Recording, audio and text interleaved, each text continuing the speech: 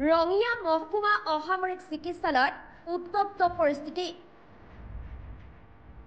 খবৰ অনুসৰি ভৰি বিষৰ বেজী এটা লোৱাৰ সময়ৰ পাছতে অসুস্থ হৈ পৰিছিল চন্দন নাথ নামৰ ব্যক্তিজন। তাৰ পাছত পুনৰ ৰোগীজনক চিকিৎসালয়লৈ লৈ অনা হৈছিল যদিও আহততো মৃত্যু হয় চন্দন নাথ নামৰ ব্যক্তিজনৰ। ৰাইজৰ ৰুদ্ৰমুখী দেখি পলায়ন কৰে চিকিৎসালয়খনৰ নাৰ্ছসহ অন্যান্য কৰ্মচাৰী। ৰোগীৰ পৰিয়ালৰ লগতে স্থানীয় ৰাইজৰ অভিযোগ, চিকিৎসাৰ গাফিলতিৰ বাবেই চন্দন নাথৰ মৃত্যু হয়। ঘটনাস্থলীত ৰঙিয়া আৰক্ষী উপস্থিত হৈ পৰিস্থিতি নিয়ন্ত্ৰণৰ চেষ্টা চলায় যদিও পৰিস্থিতি অধিক উত্তপ্ত হৈ পৰে। সমগ্ৰ ঘটনাটোৰ সন্দৰ্ভত আৰক্ষী তদন্তৰ পাছতহে নিৰ্ণয় আহিব কেনেদৰে মৃত্যু হৈছিল চন্দন নাথ নামৰ ব্যক্তিজনৰ।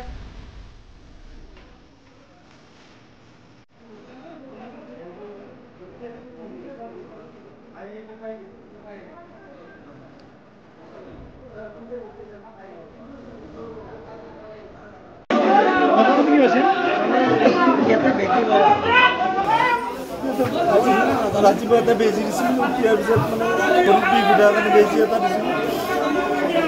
দিয়াৰ পিছত মানে যিখিনি জেগাত বেজি দিছে নীলা টাইপৰ হৈ গৈছে ভৰিখন।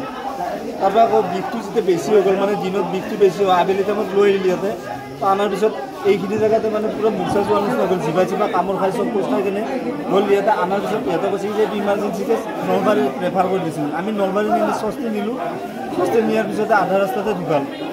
অসুখ কি হৈছিল?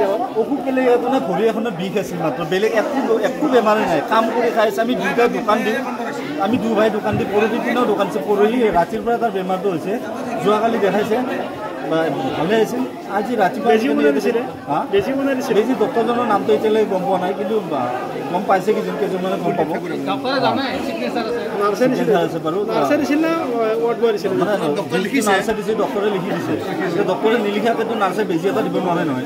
কি ভাবে এতিয়া কি মানে কি ইনজেকশ্যনটো ভুল ইনজেকশ্যন দিছে, একো পৰীক্ষা নিৰীক্ষা একো কৰা নাই। আৰু আমি বেলেগ জেগাত সুধি চাইছোঁ ইনজেকশ্যনটো কোনো পৰীক্ষা নকৰাকৈ বোলে সেই ইনজেকশ্যনটো নিদিয়ে, মানে সেইটো ইনজেকশ্যন পোষ্ট কৰি দিছে। কৰাৰ কাৰণে এনেকুৱা এটা হৈছে। কি নাম আপোনাৰ? চন্দন নাথ। কিমান বয়স?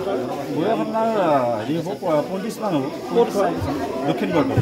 বিয়া বাৰু কৰাইছে? বিয়া পাতিছে, এটা সৰু বাচ্ছা এটা আছে, ছোৱালী এটা 6 বছৰ ৱাইফ আছে। কি বিচাৰে এতিয়া? আমি ন্যায় বিচাৰোঁ। কি কাৰণত এনেকুৱা হয়? আমাক এটা উচিত তদন্ত দিব লাগে যাতে আমি ন্যায় পাওঁ। কি কাৰণত এনেকুৱা হয় বাৰে বাৰে?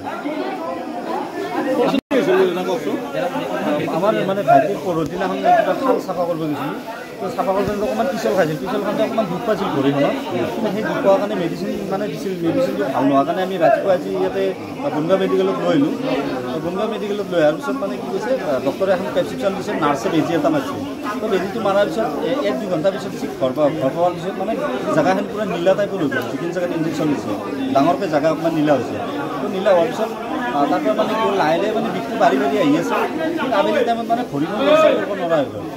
সেইখিনি হোৱাৰ পিছত তাৰপৰা আকৌ লৈ আহিলোঁ ইয়াতে আবেলি মোটামুটি 5:30-6টামান বজাত এইখিনি পালোঁ। আহি কিনে আহিবৰ পিছত কি দুৱাৰমুখ পাইছোঁ। তাৰপিছত তাৰ মানে জিভা চিভা টানি লৈ গৈছে, দাঁত চাত কামুৰি দিছে। আমি ইয়াতে দেখালোঁ, ইমাৰ্জেঞ্চি দেখালোঁ। দেখাৰ পিছত এটা কৈছে এইটো ইমাৰ্জেঞ্চি কেইটা আপোনালোকে ইয়াতে নহয় বেলেগ নলবাৰী লৈ যাওক। তো নলবাৰী নিব নাপালোঁ। আমি মানে স্বস্তিত লৈ যাব, স্বস্তি নাপালোঁৱেই। আধা ৰাস্তাতে ডেড হৈ গৈছে। মোৰ ভাইটি হয় চন্দন নাথ। ক'ত কৰাইছিল? দক্ষিণগড়। মানে ভুল ট্ৰিটমেণ্টৰ কাৰণে হৈছে? ভুল ট্ৰিটমেণ্টৰ কাৰণে হৈছে। আমি এতিয়া ন্যায় এটা বিচাৰোঁ যে তাৰ পৰিয়াল এটা, সৰু বাচ্ছা এটা আছে, 6 বছৰীয়া বাচ্ছা এটা আছে, ৱাইফটো আছে। কেনেকৈ চলিব?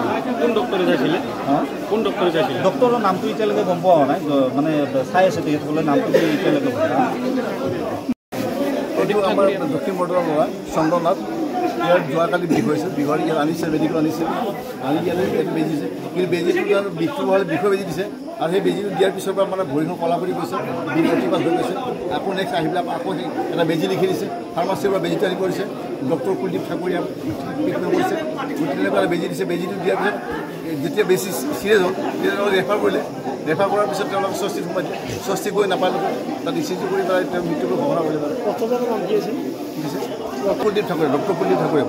এতিয়া মানুহবিলাক হস্পিটেলৰ মানুহবিলাক আছেনে পলাই গ'ল? কিন্তু হস্পিটেল আমাৰ বৰ্তমান আই ডক্টৰ ইফতিকাৰ হুছেইন, ডক্টৰ ইফতিকাৰ হুছেইন তেখেত আছে। নাই পলাইছে ডক্টরজন পলাইছে এটা কোনো নাই এইজন নাই এইজন ডক্টর এটা বেলেগ আছে সে বুঝি আর